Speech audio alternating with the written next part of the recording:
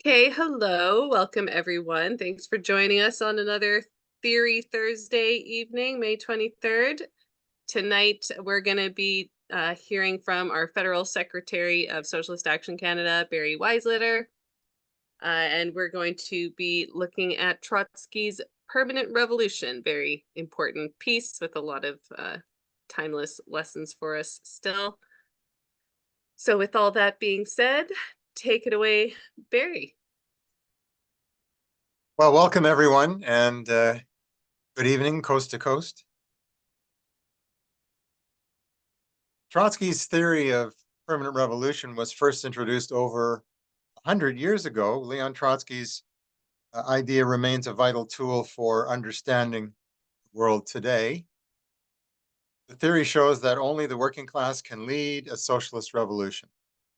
It is an antidote to those who claim that we can rely on bourgeois forces to take us halfway there or beyond. Trotsky's theory of permanent revolution is one of his most important theoretical contributions. It was introduced in Results and Prospects, published in 1906, and was more fully developed in the Permanent Revolution, so titled, published in 1930. Trotsky's theory drew on his experiences in the Russian Revolution of 1905, in which he played a leading role. He also drew on the work of other revolutionary thinkers, including Karl Marx. Marx believed that the rising Western European capitalist class of the 17th and 18th centuries played a progressive role in sweeping away feudalism and preparing the way for capitalism and liberal democracy. He described how the French Revolution of 1789-93 ended feudalism in France, eliminating the absolute monarchy and such practices as the internal customs duties and feudal obligations on the peasantry and an aristocratic state and military system, all of which had curbed the development of the productive forces of society. He also noted that the French Revolution established representative democracy and land reform. All this prepared the way for industrial capitalism. By the time of the revolutions of 1848, much of Western Europe had begun to industrialize. A rising bourgeois class was gaining power and an urban working class was growing.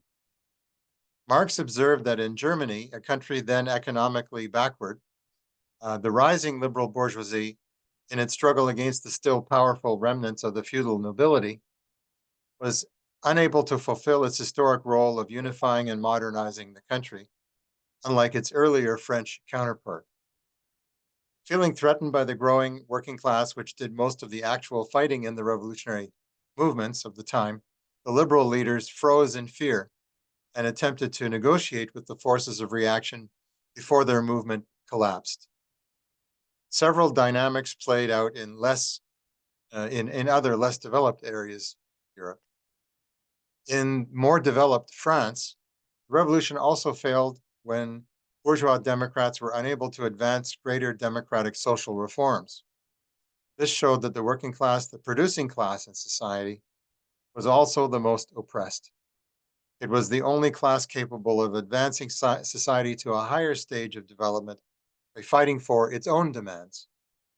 The working class could not depend on the treacherous and vacillating bourgeoisie.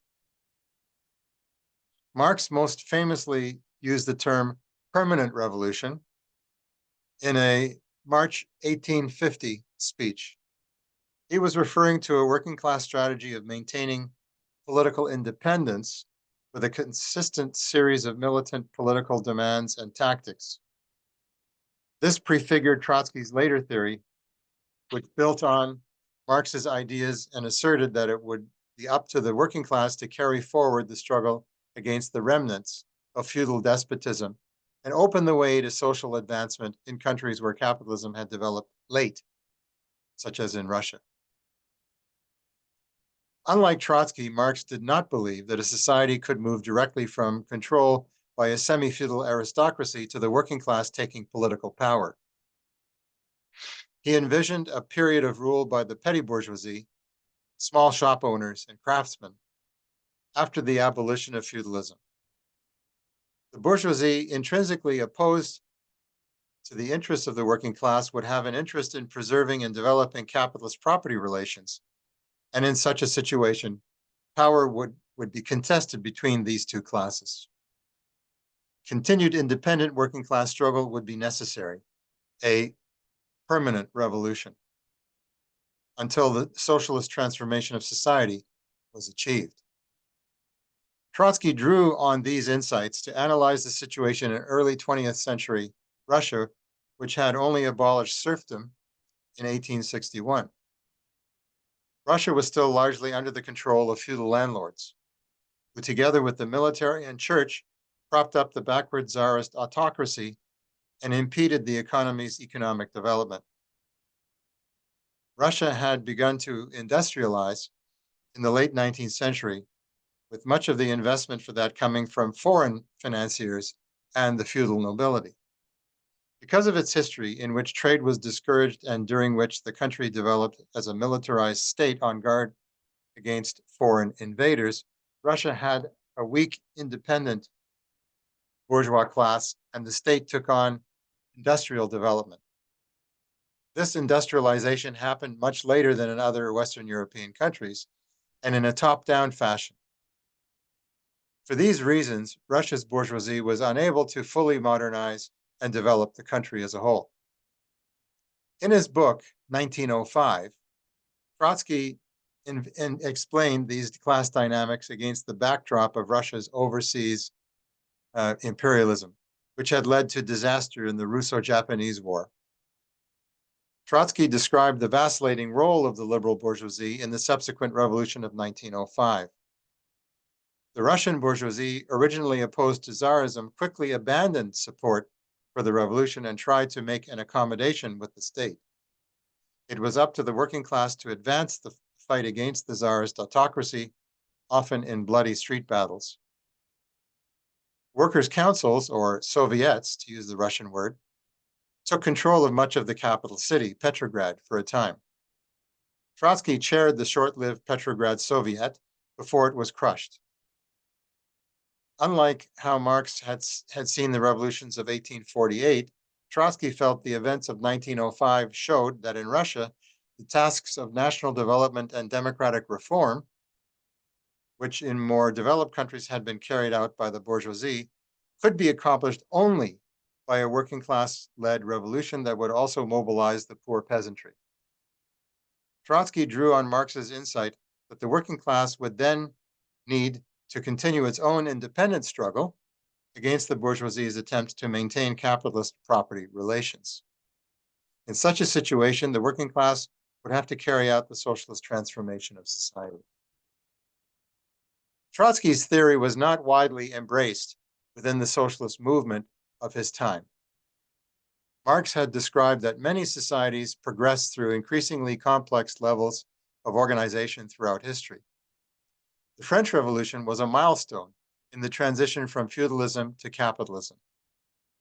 Capitalism, in turn, has its own innate contradictions that would be overcome under socialism when production would be organized and run collectively by working people. Marx's analysis of history was interpreted by many early 20th century socialists in a linear and one-dimensional way, with all countries destined to follow the same path of development. According to this view, which was held by the Mensheviks, the anti-Bolshevik faction in the Russian Marxist movement, Russia could not advance to socialism until capitalism had been fully developed. Since Russia was far from being a fully developed capitalist country, this view led to a political strategy of tailing liberal reformers and subordinating the needs of the working class to that of its liberal allies, in quotation marks. Based on the notion of revolution in stages, this approach would be this approach would be repeated around the world and led to disastrous consequences for the working class. The theory of permanent revolution is closely connected to the law of uneven and combined development. This idea was drawn from work by Latvian theorist Alexander Helfand, or Parvis as he was known, with whom Trotsky collaborated, as well as the Austrian Marxist Rudolf Hilferding, and was further developed by Trotsky during and after the Russian Revolution. Trotsky described how societies develop at different rates, and also that different parts of a society can develop quite differently. He explained that by the early 20th century, capitalism had created a global economy that linked productive forces and a world division of labor. Since capitalist development, while happening at different rates in different countries, takes place in this context of a highly globalized and increasingly interdependent economy, sectors of society can, and in effect, leapfrog from an underdeveloped status to a highly developed one. This reality is reflected in the theory of permanent revolution, as only the working class can push society forward. What was the meaning of this in the Russian context? Russia was then still a backward country, but had nevertheless imported state-of-the-art industrial production equipment. The small Russian working class was very new. Unlike the working class of Britain, it had not gone through a century of reformism and bourgeois democracy. Russian workers were more militant and had fewer illusions about capitalism than their Western counterparts, and were politically far more advanced. We see the dynamic of uneven and combined development in China today. China has experienced rapid development in recent decades and a large urban working class only a generation or so removed from a rural peasant background. Foreign and domestic firms have introduced state-of-the-art production throughout the country. Beijing and other cities have ultra-modern subway systems, often the envy of visiting Americans, reminded of their increasingly decrepit infrastructures back home. Lenin initially believed that because of Russia's underdevelopment and its weak bourgeois class, completing a bourgeois democratic revolution as in France would be possible only through an alliance of workers and peasants. Although he felt the country would not need to go through an extended period of capitalist development, socialism would not be possible until there were successful workers' revolutions in Western Europe that could aid economically weak Russia. In effect, Russia would have a bourgeois revolution without the bourgeoisie. Lenin put forward the slogan to reflect this understanding. The slogan, quote, "for a democratic dictatorship of workers and peasants," close quote. Trotsky disagreed with Lenin's formulation.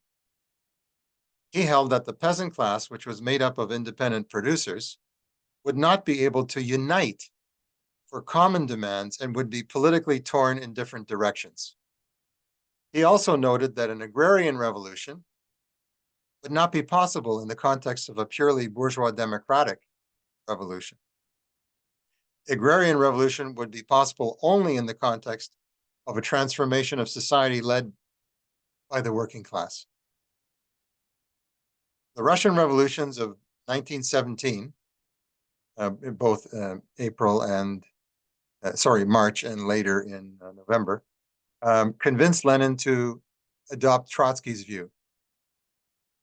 In his famous document, the April Theses, Lenin embraced permanent revolution and the call for a workers' government. The October Revolution itself, when a revolutionary movement led by the working class took power, confirmed Trotsky's theory. After taking power, the Bolsheviks initially did not intend to abolish capitalism immediately. Largely in reaction to economic sabotage by Russian industrialists, workers themselves seized factories in a wave of struggles from below, pushing the new Soviet government to nationalize industry much more quickly than it intended. First proposed more than a century ago, the theory of permanent revolution and the related law of uneven and combined development are powerful tools for understanding more recent class dynamics in underdeveloped countries of the global South. After the Chinese Revolution of 1949, the Chinese Communist Party initially did not intend to nationalize private industry and discouraged direct working class involvement. economic sabotage by industrialists, as well as economic dislocation caused by years of war, forced the state to intervene and, in effect, play the role of the working class had played during the Russian Revolution. There are many examples of how the implementation of the strategy of permanent revolution, or the failure to do so, impacted the fate of humanity. The most positive example is that of Cuba in 1959.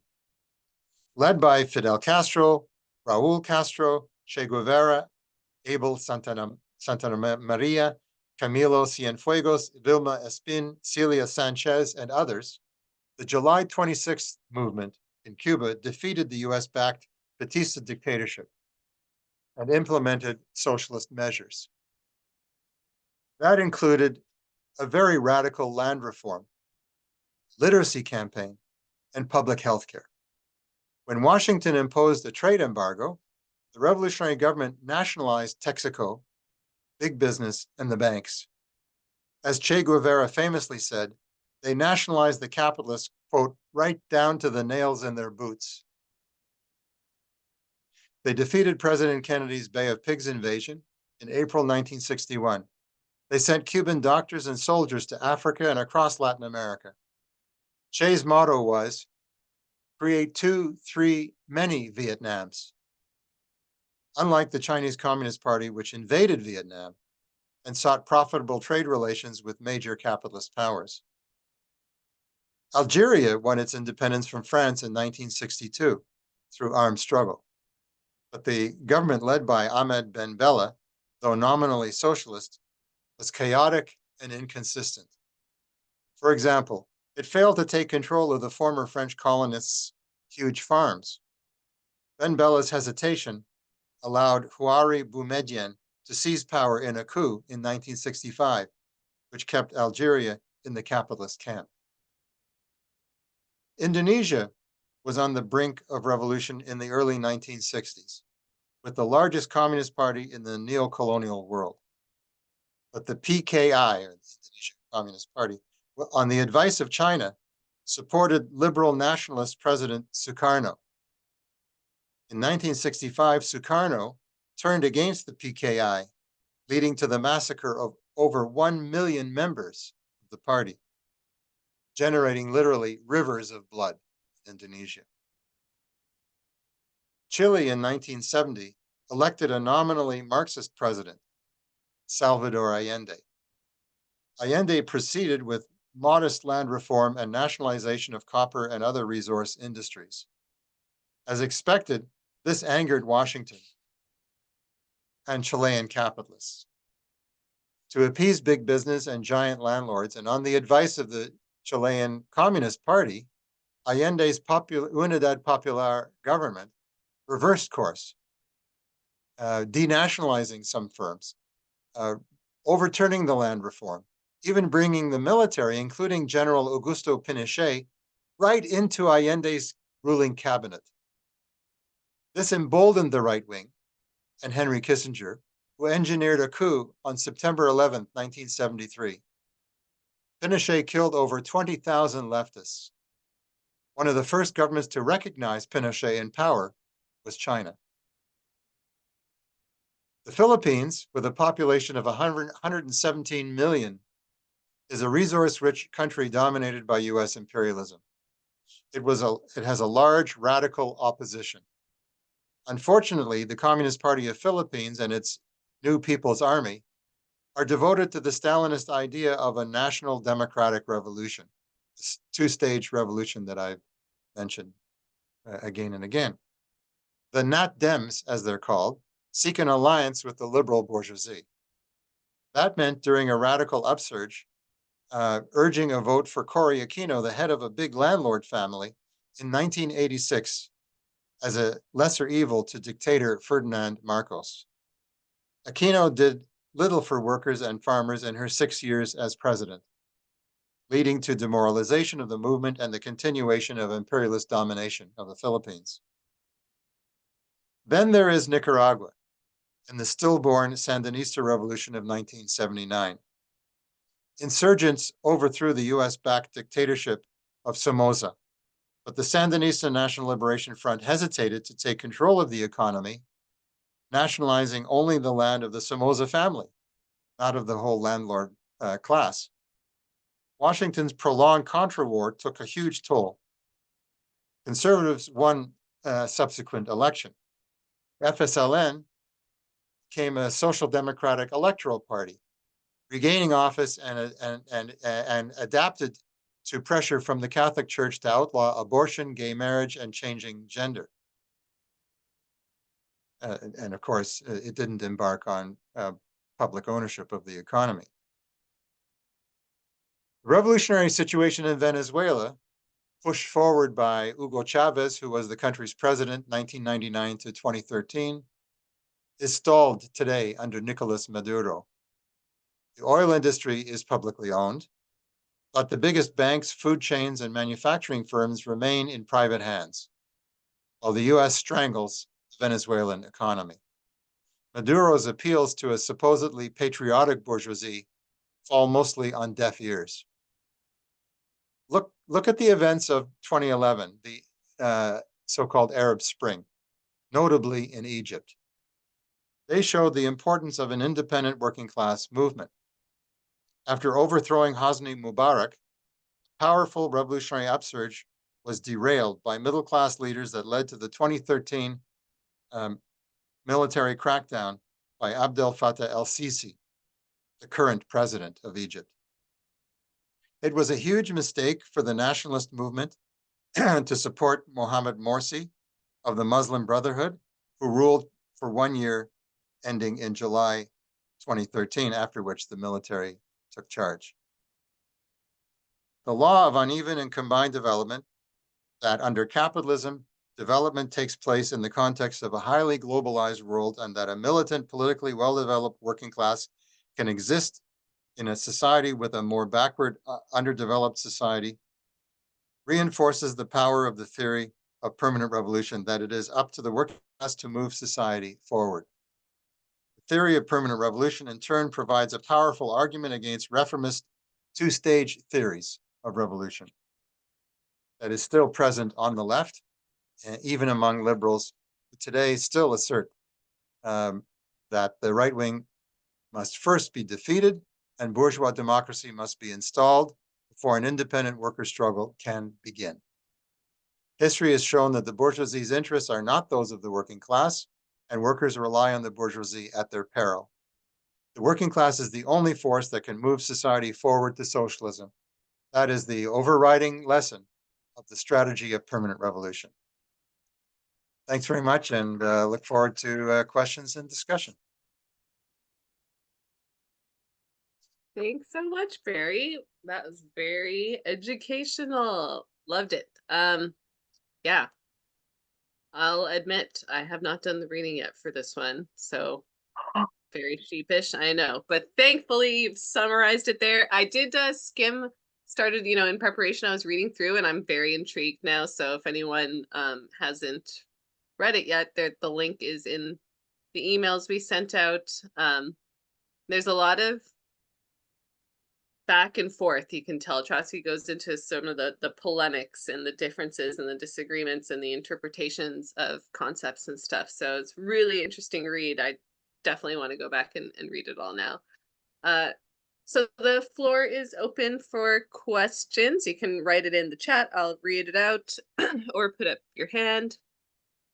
Thank you, Carrie, for putting that in. I mean, I'll start, and folks feel free to put up a hand.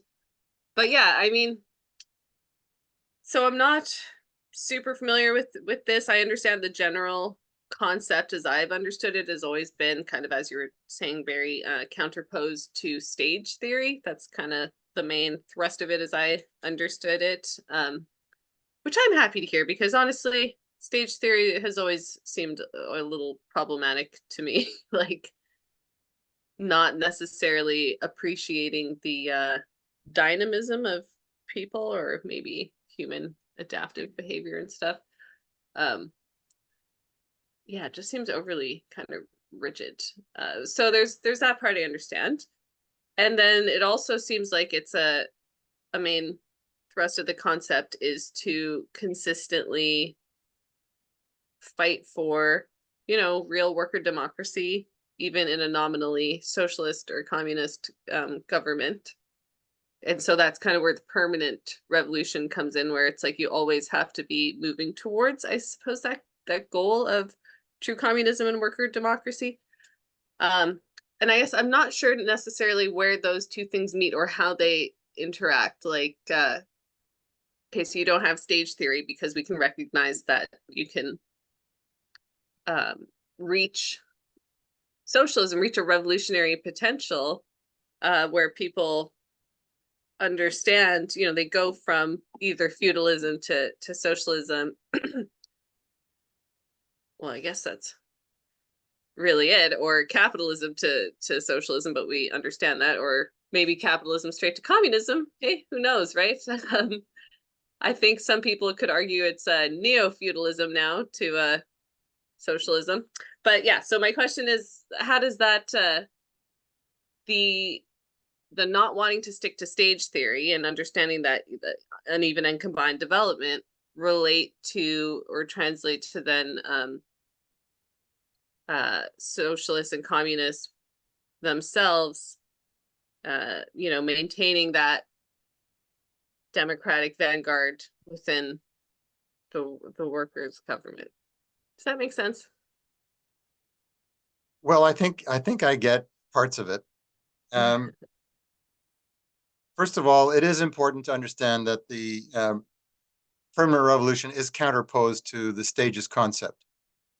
And the stages concept was superseded by events. The revolution in Russia in 1905 and particularly the two revolutions in 1917 in March and then later in October, November, demonstrated that Russia couldn't get out of the war. Speaking of 1917, okay? Russia couldn't get out of the war, couldn't accomplish a radical agrarian land reform, couldn't advance industrial development without the working class taking power, without the working class establishing a government that would go all the way. And that the capacity of the working class to do it hinged upon workers' democracy. Your second point. Workers' democracy enables working people to advance their unique demands as a social class. And so the revolution can't advance, and workers can't really survive in their own interests unless they have the means through a democratically organized workers' movement to fight for their interests against their class opponents, which are not only the czarist autocracy or feudalist remnants, but the reluctance of the bourgeoisie to accept social transformation led by the working class, which of course will burst through the bounds of capitalist property relations. It will go beyond capitalist property relations to establish new norms of social organization of the economy. I don't buy the notion of neo-feudalism except in a as a literary device. I know that capitalism is becoming hyper-centralized, and the extent of surveillance of the population and domination of the world through economic and military means. It kind of looks like it's a very paternalistic and confining arrangement, but we're not going back to an aristocracy that owns all the land and the means of production. So beyond its poetic application, the term is really has no application in real life. But imperialism is highly centralized, and its forever wars are dictating massive migration of the victims, not only of climate injustice, but also the victims of war that ravages so many around the world. So I think that's what we can learn. It's either permanent revolution, it's either revolution or a caricature of the revolution. That's an expression identified with Che Guevara when he looked at what happened in Guatemala when he was there in the mid 1950s when uh, there was a nationalist government which threatened to nationalize the United Fruit Company, but hesitated and was overthrown at the behest of Washington. So it's either a socialist revolution or a caricature of the revolution. That's what Che Guevara opined at the time, and he was determined. He united with Fidel Castro in the July 26th movement to ensure that the revolution would go all the way to satisfy the needs and interests of the majority class.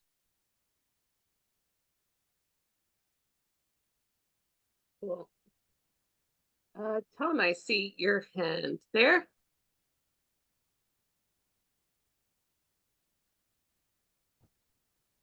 Okay. Yeah. Thanks, Barry. That was a great piece. I just wanted to sort of talk about one aspect of it. I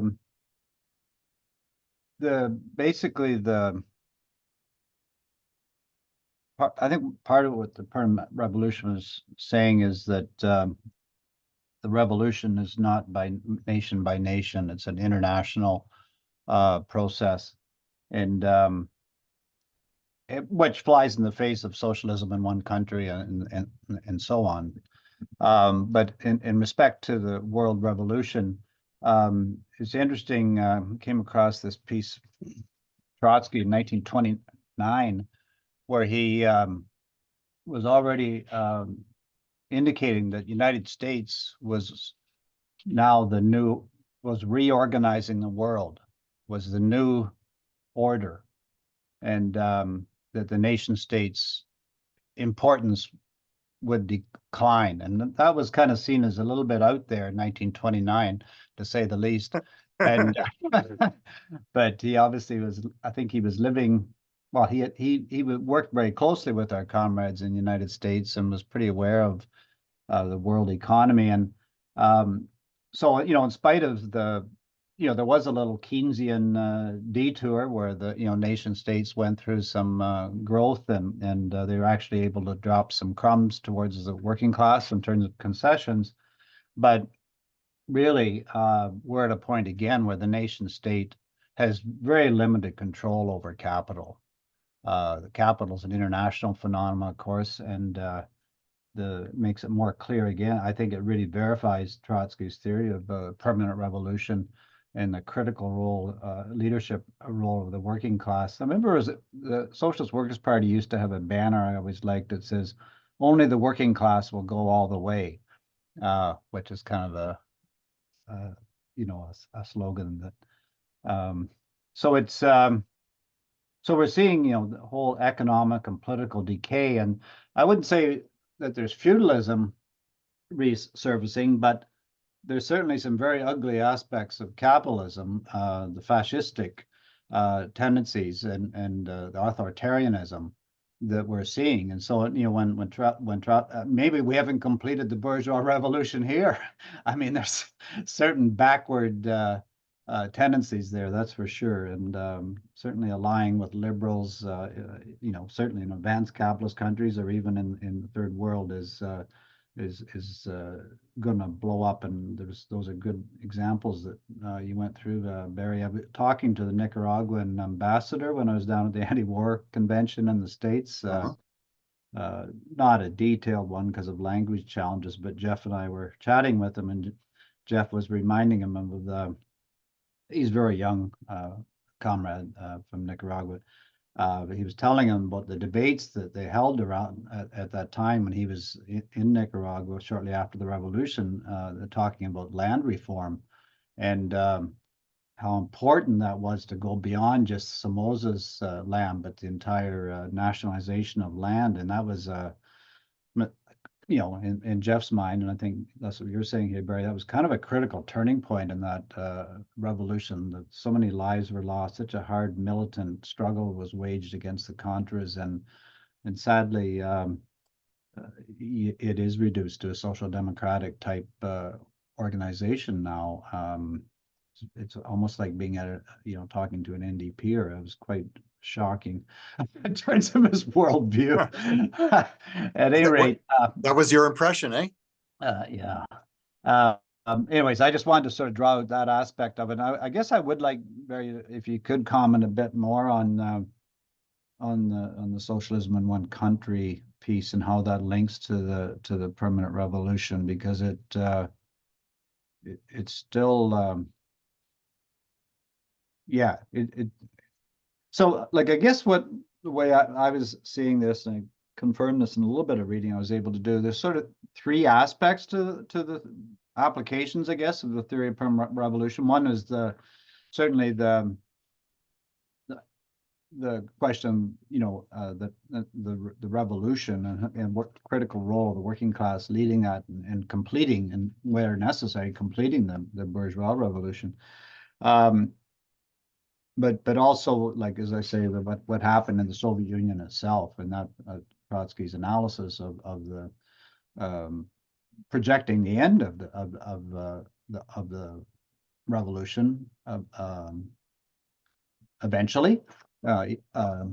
He foresaw that this socialism in one country could only lead to the dead end, and the other is well, the third world aspect, which I think you dealt with quite fully. But I think there are sort of the three arenas there: the you know, the nation state, the national revolutions, and the third world, and what happened in the USSR is sort of an example of what happens when the working class is, well, and I guess in the case of the Soviet Union, it became the bureaucratic state that was in the leadership of that process.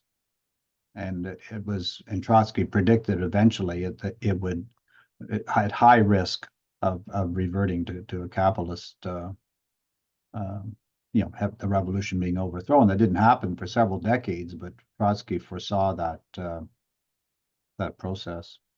Mm-hmm. I don't know if the host wants me to respond or to wait for others. Well, okay, I'm a host and a participant here. So I'm just going to respond quickly because to the things we both said, and then back to you, Barry. On the topic of, you know, feudalism, neo-feudalism, I am a little more sympathetic, I think, to the notion of neo-feudalism. Like, obviously it's not a complete resurgence. And why? It's actually relevant to this conversation, I think, because, you know, my question or thing that I'm going to pose to folks here, and, you know, remember, this is a theory night, it's a discussion.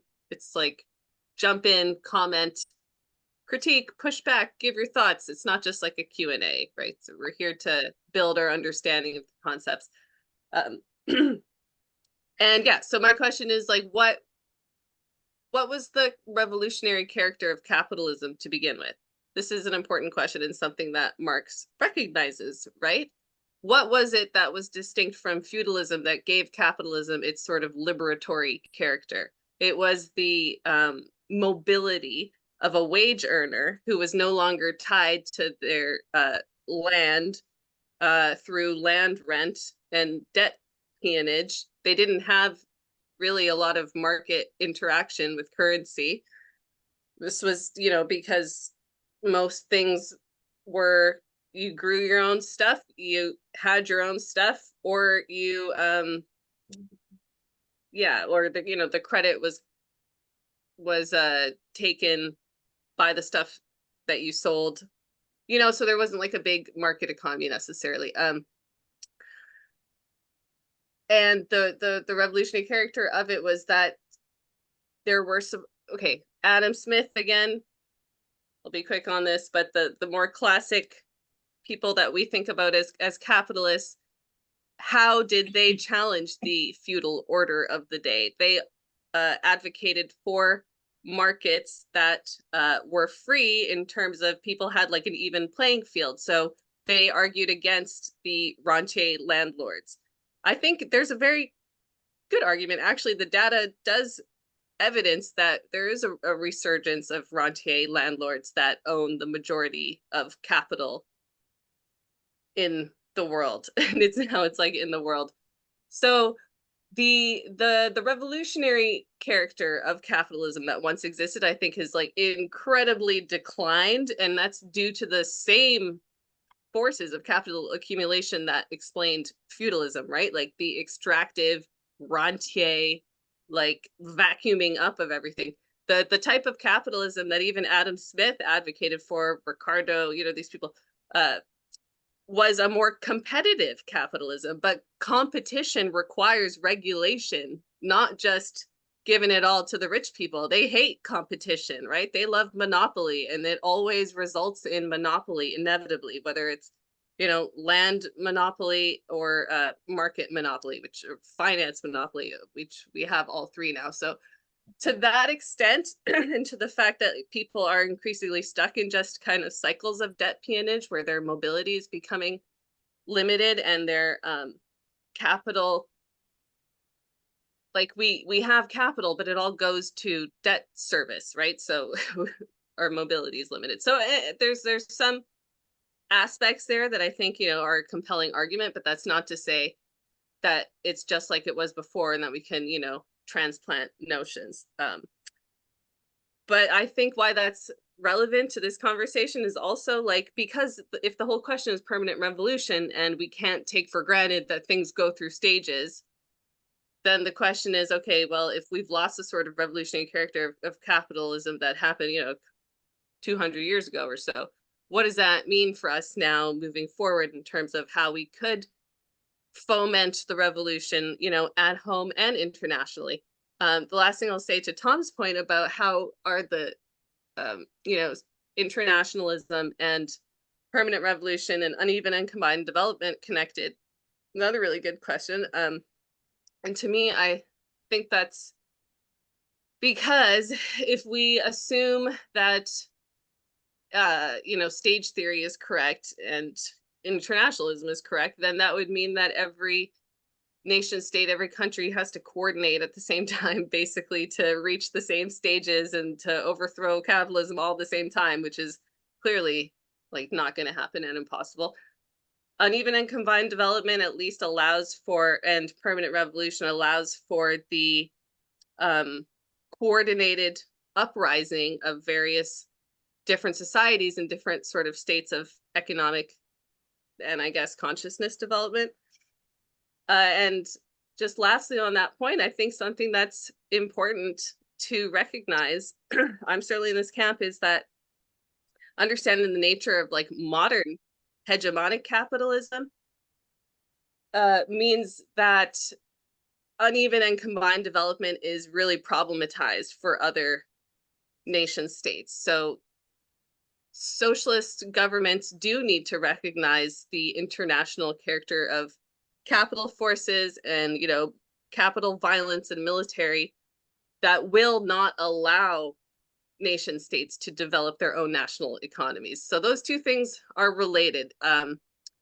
It's not like you can just kind of develop your way through imperialism necessarily, because imperialism is a countervailing force on the ability to have a nation state to develop its own economic forces. So that's also, I think, a tension and a balance.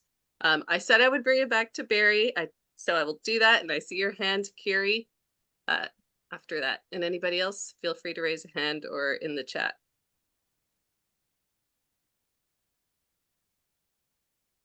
Okay, I guess that's my cue. Okay. Yeah, let's have some fun with these ideas and not be rigidly bound. At the same time, let's not throw away the baby with the bathwater. So, what was revolutionary about capitalism when it emerged, 500 years ago, and up to the point where it became a strangulation on world economy and devolved into forever wars? Well, the revolutionary character of capitalism was that it broke up the feudal estates. It meant that you could actually produce something in one part of, say, France, and sell it to someone in the northern or eastern or southern part of the country, or even in another country, without having to pay duties on every stretch of road that you travel.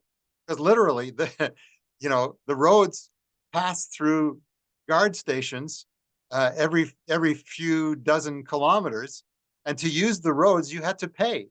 You had to pay transport, and that what really discouraged trade. And when you discourage trade, you discourage production in a private ownership system. So the revolutionary character of capitalism is that it smashed the landed estates. It obliterated the need to pay duties on the use of the means of transportation. But of course, it didn't share the wealth that was produced by the majority of humanity. It was for the benefit of the owners of capital, and labor became a commodity and was owned and bought and sold in the marketplace, just like all of the other elements of production. So today we have the growing phenomenon of rentier capitalists. They're very, very prominent, but I mean, apart from the poetic similarity, these capitalists don't own capital by aristocratic birthright. They own rather by virtue of stocks and bonds, and they can be expropriated.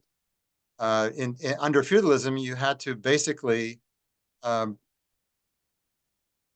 deprive these aristocratic families of their feudal entitlements.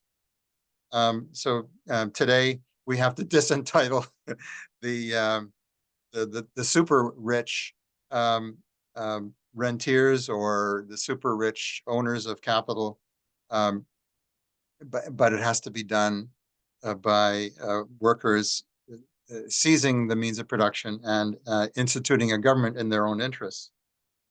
But how can society be transformed? Tom makes the point that the revolution is not simultaneous on a global scale. It's impossible for it to be. Society is too complex. There are linguistic and cultural barriers, not to mention the barriers of distance, even in the computerized modern society. So what's needed to counter growing authoritarianism and the centralized power of capital and its military instruments is solidarity.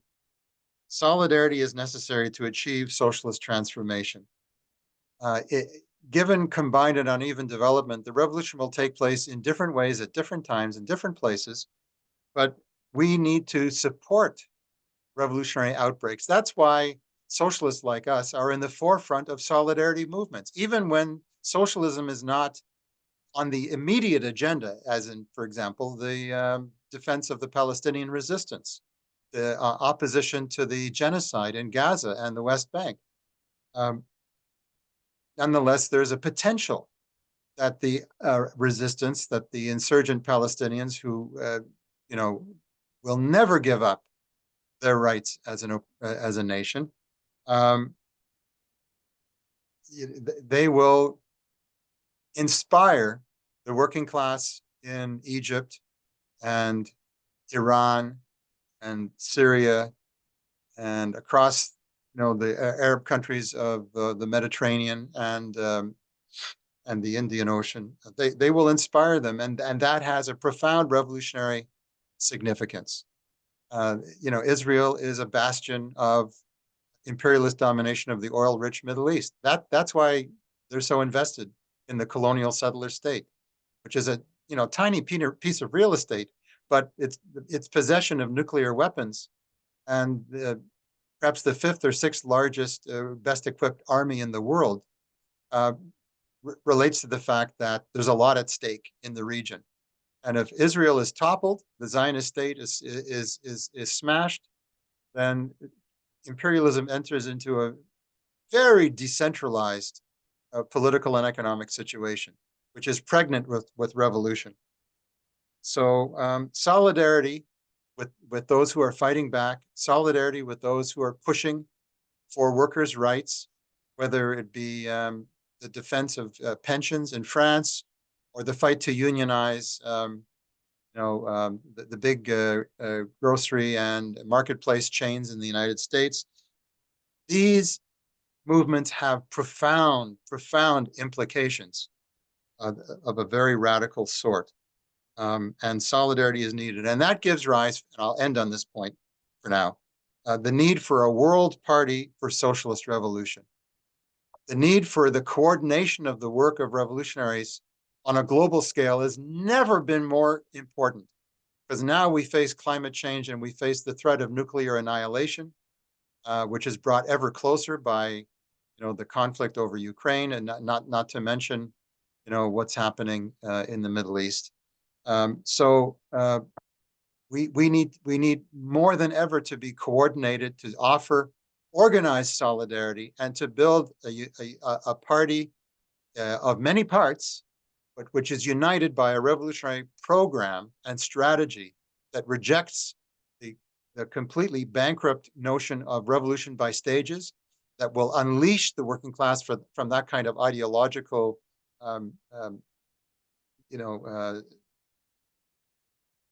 straitjacket, and enable it to storm the heavens of capitalist rule, as our predecessors famously put it.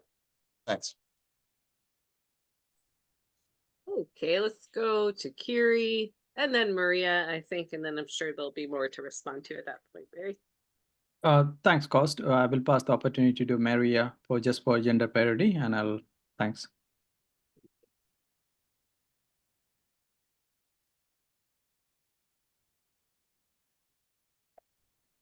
Maria, you're muted. Yeah, okay. Oh, you didn't let me in. Okay, I have a kind of a question. I was listening to Barry, very historical, interesting view of all the events in the world. When I was very young and mature woman, I saw all those events. And I was thinking, like, today, I got the other day a card for me to go to the dentist, and that's paid by the government. I found it very interesting because actually there is a large insurance company taking care of all that money that is circulating. And I'm wondering if they are here to help us or we are here to help them. So it's not very clear to me. I suppose our political party, the NDP, supported that. And I don't understand that. I don't know if we can call NDP left. I don't know what word we would call it.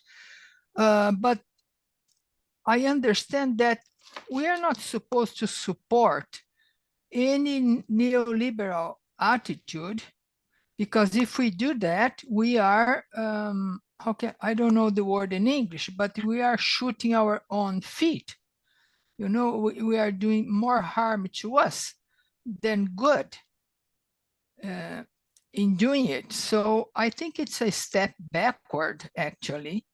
This is just the beginning of the conversation, because I just went to the dentist the other day, and the secretary said, "Oh, Maria, let me know that our office is not supporting or is not participating. Only the corporations." So only the corporations that have money invested in dental offices, not professionals who went to school, who got a loan in the bank to start their own clinic. No, those people, they are not dealing with the government, but the other companies that they own, let's say an office in the mall, the other office in Toronto, whatever. So this big money that runs the dental business, they are doing business with the government, they are doing business with this insurance company. So I wonder what is that all about? So I think it's a step backward. I just want someone to clarify that for me. And thank you, Barry, for the excellent explanation. Okay, well, that's a pretty pointed question. So Barry, do you have any response to that one? Do we want to keep Kiri waiting longer, or should I respond? What do you think? Is it a shortish response on your mind? I can make it a short one. Kiri, is that okay? All right. Well, Maria, thanks for your story. And this is really on the cutting edge of news. One of the concessions in quotation marks, exacted by the NDP from the Liberal minority government is dental service for the very young and seniors. Not for everybody across the board, but for children and for seniors. So is that an advance? Well, it is an advance, even though many dentists are not participating in the program. That's shameful. The government should require dentists to participate, just as double billing by doctors is not allowed formally. Although there are clinics where doctors provide, eye surgery and other specialized treatments that fall outside the realm of services covered by Medicare. These services outside the bounds of publicly provided necessary services for the health and well-being of the population should not be allowed, and that means you can't trust the Liberals to deliver even on the concessions that they claim to give. Now, the NDP, yeah, Maria's right. That's the beginning of a bigger discussion. I won't embark on it entirely, other than to say that the NDP is what Marxists call a bourgeois workers' party. How can it be bourgeois and working class at the same time? Well, that's the contradiction.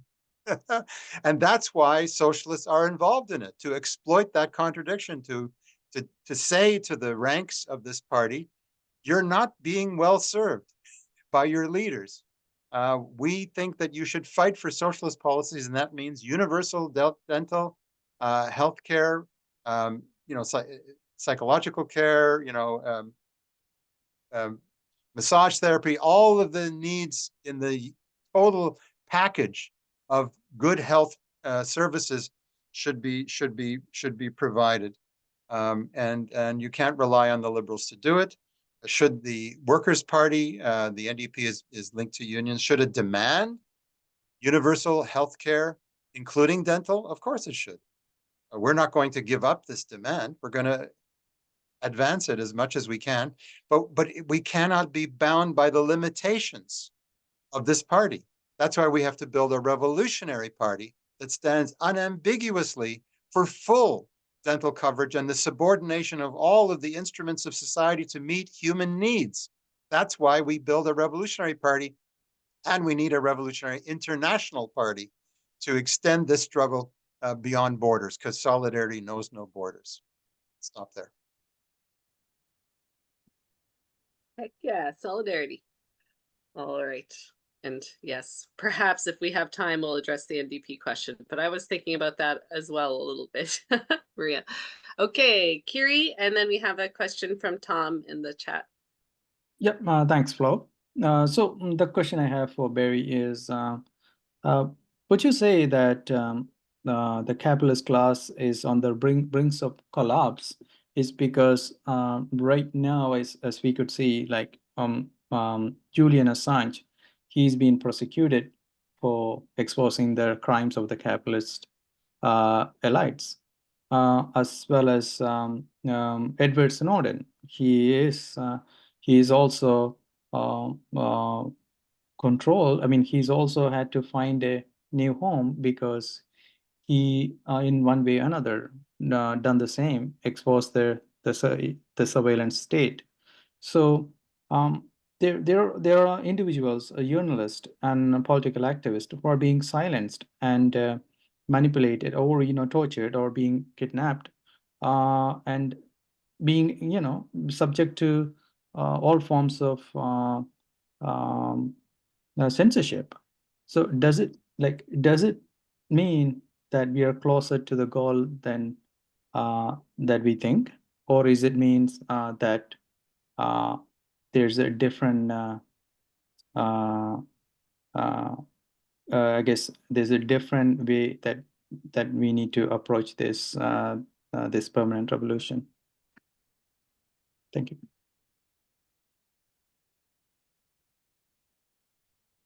Okay. So are we closer than we think, and how should we approach it? Is that kind of, I think I'm gonna read Tom's question in the chat as well, because it seems quite related. Let me know if I'm not correct there, but it says the working class is larger than ever and more internationally integrated, but has not been able to lead a revolution in several decades. Please speak to the crisis of working class leadership, both historically and currently. So kind of related questions about where are we at now? And I think that's such, yeah, it's such a relevant question, because that's something that, you know, I'd like to hear everyone's thoughts on this whole thing, because we have to recognize where we're at right now to have any kind of understanding of where we go in the future. And rather than a rigid stage theory, you know, analysis, the concept of permanent revolution, you know, brings us to analyzing the present moment, to understand where we are and where things might go, right? So very pertinent questions. Barry, over to you. What are your thoughts on this?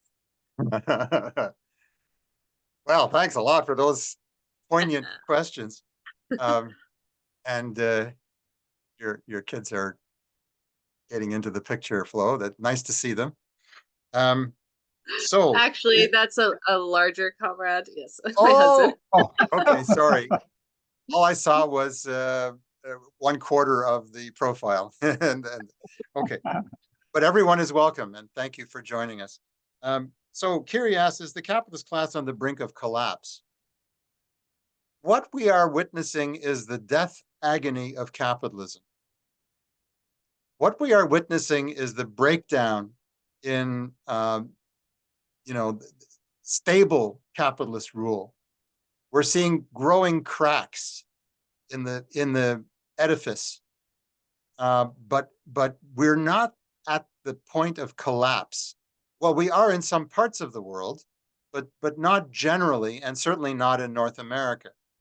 But we can see the strains on the political system in the country to the south, where the possibility of the election of an extreme authoritarian nationalist, white supremacist nationalist, is posed next in the months leading up to November. This is not business as usual. This is not, you know, the polite debate confrontations between Nixon and Kennedy. You know, this is a new order of things. But I would say that collapse is not imminent without a revolutionary-minded proletariat. Even with a revolutionary-minded proletariat, the last resort for capitalist rule is fascism. And you notice I say, if there is a revolutionary-minded proletariat guided by a large, dynamic, strategically conscious revolutionary party, even were those elements in place, when capital feels threatened, as it did in Germany in the 1920s and the 1930s, it will seek out a force that results from the pauperization of the middle classes in order to crush the radical labor movement. So we're not out of the woods, comrades and friends, but I think there are grounds for optimism in the sense that Kiri intends, and that is to recognize that capitalism is not viable, and it is visibly not viable to a greater extent than we have seen in generations. in terms of the devastation of the environment, the threat to climate collapse. I think that's posed. And breakdown in the social equilibrium, the resurgence of naked racism and sexism and homophobia in societies, particularly in Eastern Europe. We see this phenomenon is very, very disturbing. And this underscores the need to build revolutionary parties to share a scientific socialist analysis of how these things are happening, why these things are happening, and what can be done to staunch the flow of blood, to stop it, and to turn things in the direction of socialist transformation. We need to build revolutionary parties on a world scale, but we also need to fight for reforms on the housing crisis, on an end to the forever wars, the growing targeting of the most oppressed layers of society by the police and the military. We are seeing a crisis of working class leadership, but it's not the same as in the 1930s. Then the Stalinist movement, which represented a sizable portion of the world working class movement,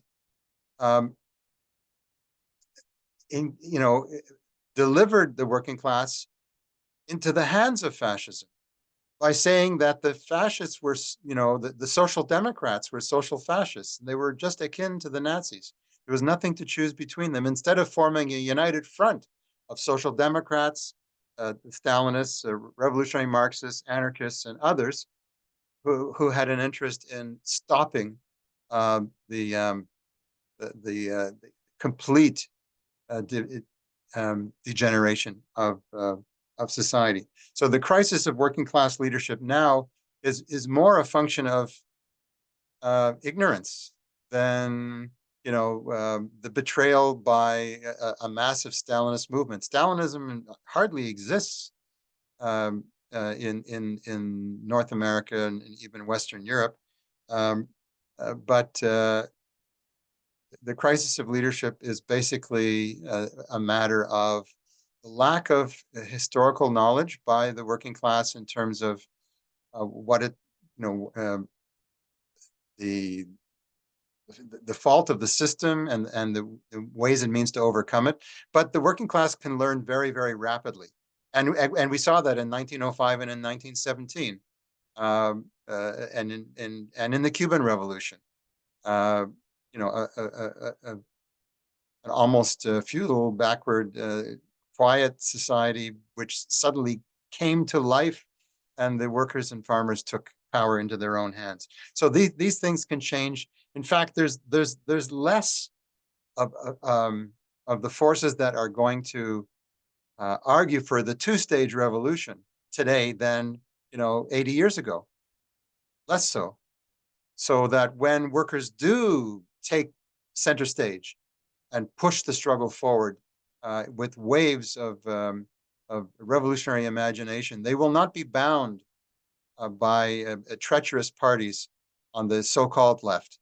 But we have to hope that we can grow as socialists in our movement as rapidly as possible and impart the lessons like we're trying to do tonight on a very small scale, and see this repeated. So I'm pleased to see other radical organizations growing in our society and around the world. And we have to find ways to work together so that we can magnify our impact and help to resolve the present day crisis of proletarian leadership. Thanks, Barry. Any other questions or comments right now?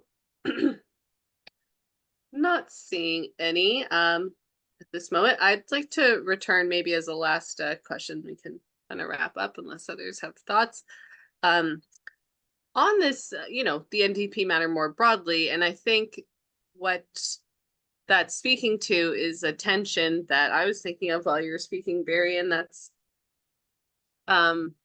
this notion of permanent revolution as, continuing the fight even in a nominally socialist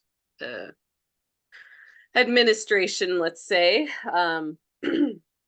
and to sort of guard against, bureaucratization and stuff like that.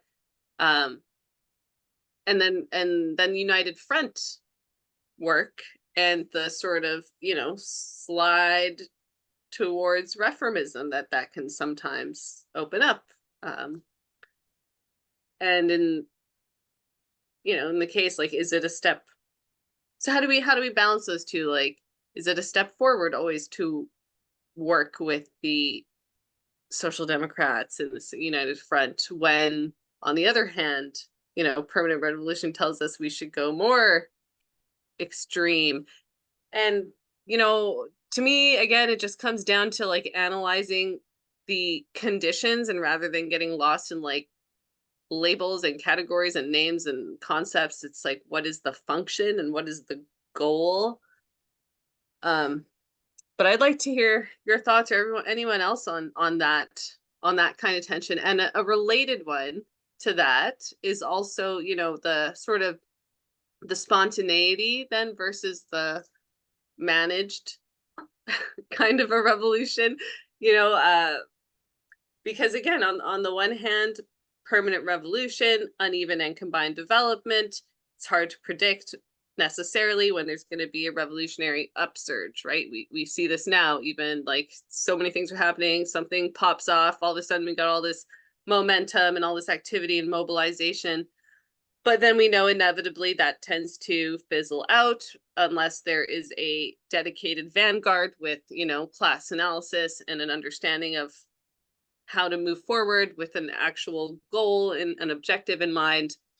So there does need to be a vanguard to organize the working class as a class. So that was another tension I kind of picked up on. Like, I guess the working class has to be the one to lead the revolution, but even I don't think Marx or Lenin or Trotsky would argue that the vanguard has to be there at some point to germinate the organization of the working class as a class, because as we've seen, there can be revolutionary mobilization spontaneously, but I don't think there's ever spontaneous organization of a class into a class, so and from what I've observed and seen and heard mentioned, it seems like there tends to be an overrepresentation of petty bourgeois folks in the vanguard, or at least in the initial vanguard, because a lot of working class people are very busy, toiling and don't have time for all the theorizing, so yeah, I'd like to hear some thoughts on how those tensions are balanced, or ways that we can kind of keep on the straight and narrow throughout all of the sort of moving parts there.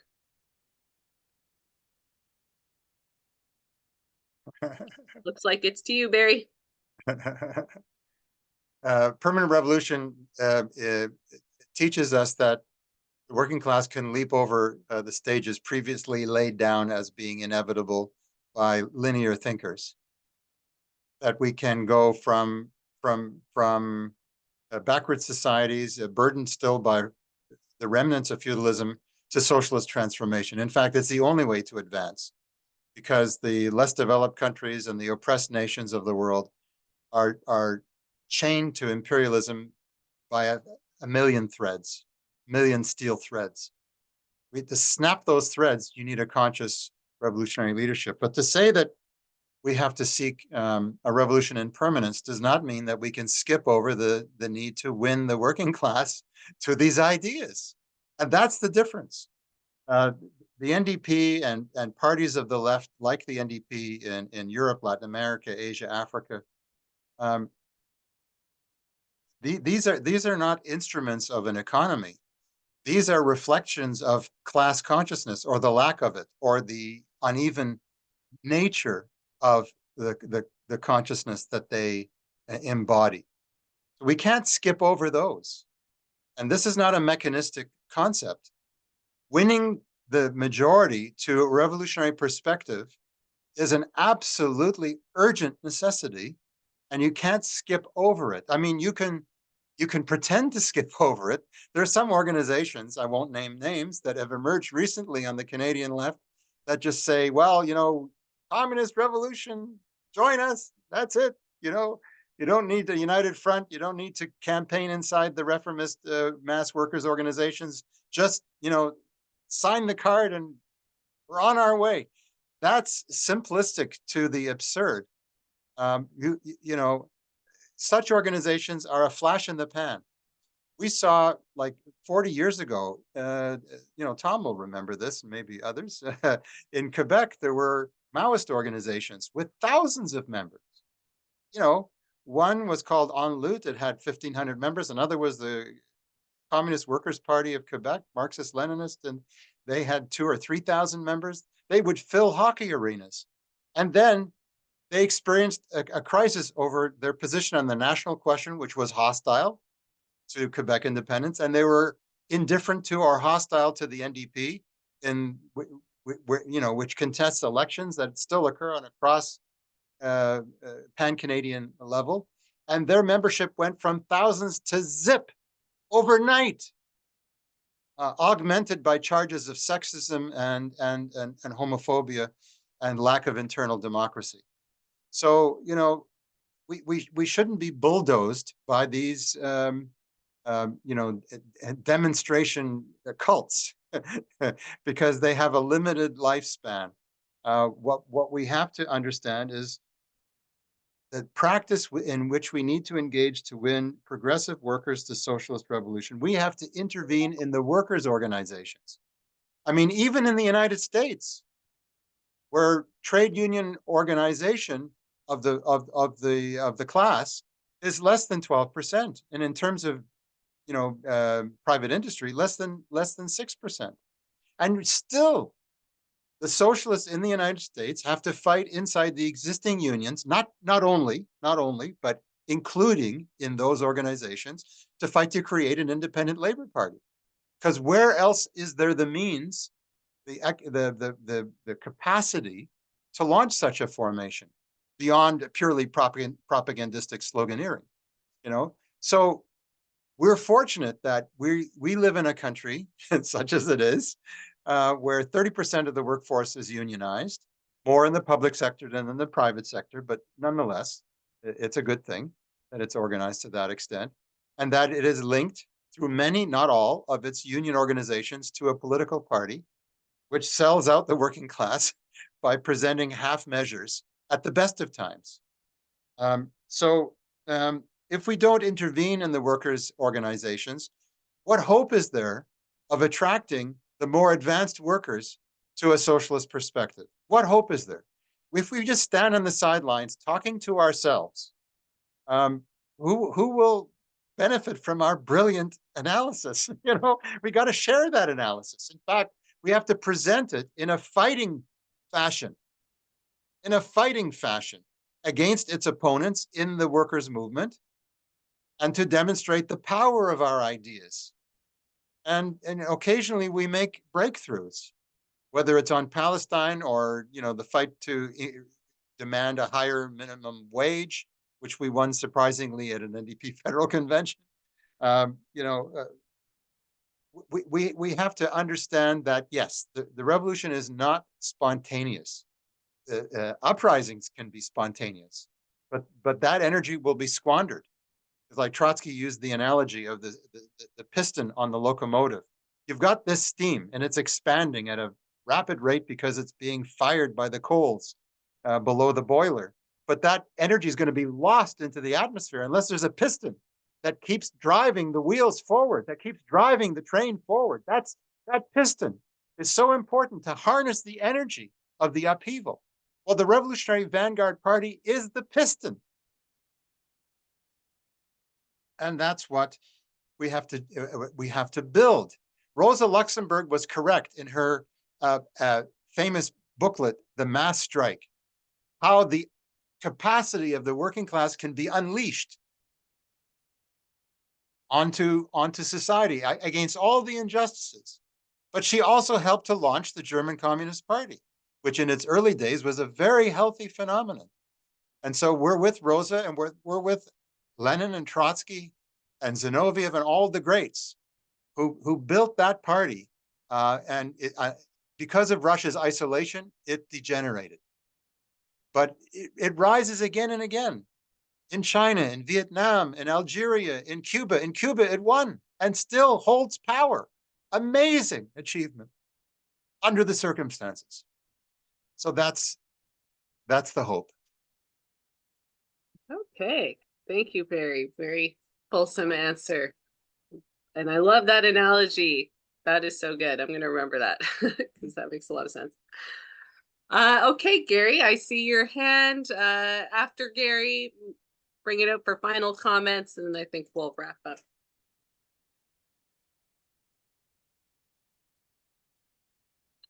Gary, you are still muted if you are talking. There we go. Okay. I had a message that I could not unmute myself. Oh, yeah, sorry. It's a security feature. Okay. Welcome. Thank you. Yeah, sorry to arrive late. I was feeling very tired and had a nap and slept through the first hour or so. But anyway, yeah, I thought in response to your comments, Flo, Lenin kind of describes how, and I can't remember exactly where, that he describes how the party is often the original party people or the theoreticians and so on tend to be people who have more time than the average worker has, and they tend to come more sometimes from the middle class. I mean, Lenin was a lawyer, and Trotsky came from a middle class family, as two rather prominent examples. So there is some class, or some of the leaders who become Bolsheviks and theoreticians even do come from the middle class, but they're completely committed to, and they live their lives in service to the working class. So it's not something that you can count on the whole class to do, because as a class they tend to go with their objective interests, which tend to be caught between, which leaves them caught between the power of the economic power of the big bourgeoisie and the working class, which is fighting for its own interests. And they tend to, they can get ground up as the great wheels of the two major classes grind together. We want to hold open the prospect of winning over as many of the middle class as possible.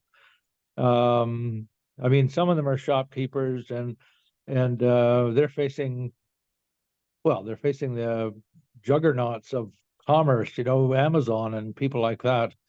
They're also small service businesses like barbers and all that kind of stuff.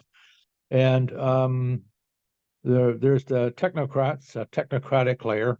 The management layer isn't. A management layer is not middle class. Its interests are tied to the ruling class. Their interests are the same as the ruling class. They do well if the ruling class does well. Yeah, there's just a lot of layers in the working class, and not all of them are their interests. So their interests, in a varying degrees, maybe align more with the working class or more with the ruling class, and it depends on the time too. They see there's such a tricky place that they can't stand on their own feet and lead anything. They don't have the power of either the working class or the ruling class. So that's one point. Of course, Lenin's comments were that the consciousness of the working class can rise spontaneously up to the level of unionism. And Canada with 30% is one of the highest in the world. The German, in 1919 through 23, the German Social Democrats were resting on the basis of unions that represented 25% of the German workers. I mean, that's, so, it may be, it isn't clear, and almost never happens, that the majority of workers become trade unionists. But the non-trade unionists move even more rapidly than the unions sometimes once the ball starts rolling. And one of the reasons they roll more rapidly is they're not cowed over decades by a social democratic class uncompromising bureaucracy that has been feeding crap to them for decades. So they're more open to just moving forward and doing what, it's not, that's what, if we're there saying, form workers' councils everywhere, and then we're saying all power to the workers' councils, stuff like that. They're more ready. They're more. It's more ready for them to just pick that up and say, "Yeah, that makes sense. Why don't we take over?" But if nobody points that out, it doesn't pop up spontaneously. So the whole thing, as Barry said, dissipates.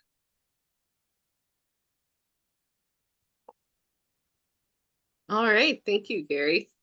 Agreed.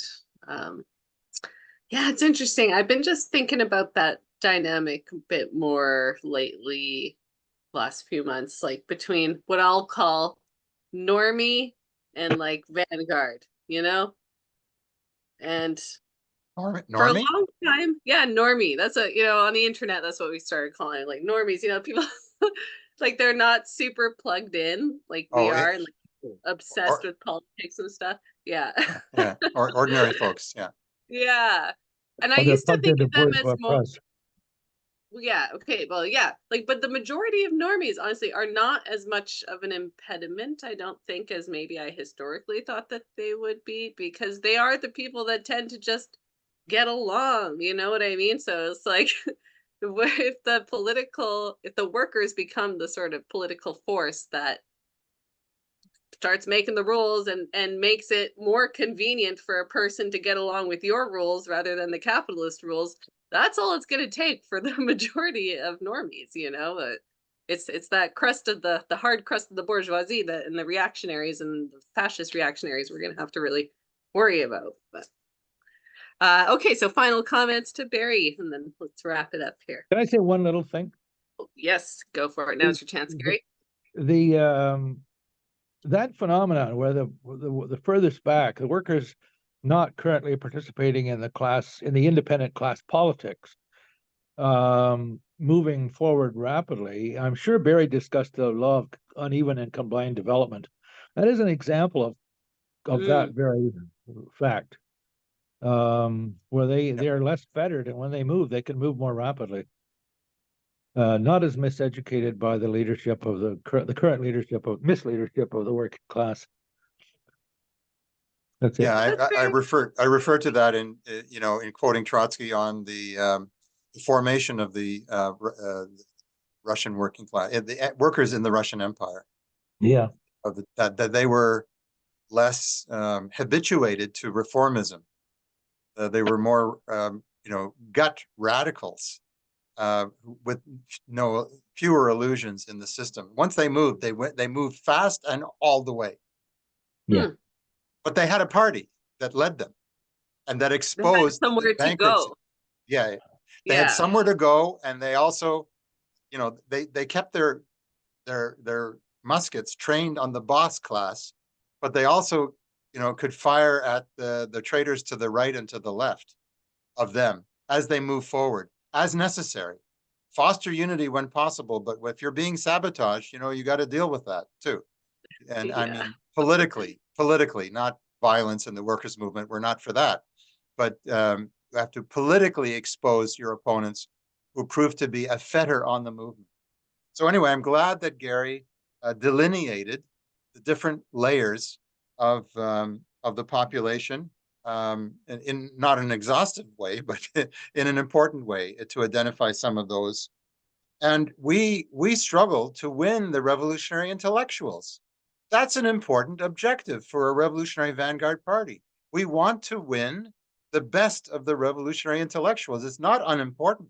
It's very important to express to working people clearly, concisely, in simple but compelling language, their aims and objectives, the objective needs of the class.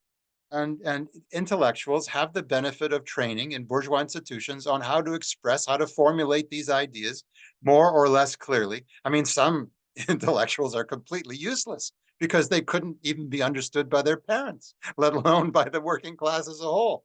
But there is a layer of revolutionary intellectuals that we crave. We want to win them and for them to be the exponents of scientific socialism in our time. So that's very important. But the management types, unless they're consciously breaking with the exigencies of management, as Frederick Engels beautifully did, enabling Marx to eat and write for the benefit of us all.